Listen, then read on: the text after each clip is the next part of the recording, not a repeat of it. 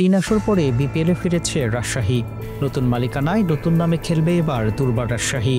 Draft থেকে গড়া দল দেখে কিছুটা মন খারাপই হয়েছিল রাজশাহীবাসীর। অনেকেই আবার ট্রল করে বলেছেন দুর্বল রাজশাহী। তবে রাজশাহী কি এখন আর দুর্বল আছে, নাকি হয়েছে নামের মতোই দুর্বার? শুরু থেকেই ভালো ছিল রাজশাহীর দেশি কালেকশন। এখন মোহাম্মদ হারিসদের যোগদান বিদেশি কালেকশনও সমৃদ্ধ করেছে। ব্যাটিং বোলিং সব বিভাগে এখন ফাইট দিতে প্রস্তুত পদ্মাপাড়ের দলটি। নামের ভারে খুব বেশি বড় না হলেও কার্যকরী তারকারা আছে রাজশাহীর ডেরায়। এনামুল হক বিজয়, জিসান আলম, সাব্বির হোসেনদের সঙ্গে মোহাম্মদ হারিস রাজশাহীর টপ অর্ডার অন্যতম সেরা। সর্বশেষ এনসিএলে টপ পারফর্মারদের মধ্যে ছিলেন জিসানরা। মিডল অর্ডারে আকবর আলী, ইয়াসির আলী রাব্বিদের সঙ্গে জিম্বাবুয়ের রায়ান বার্ল।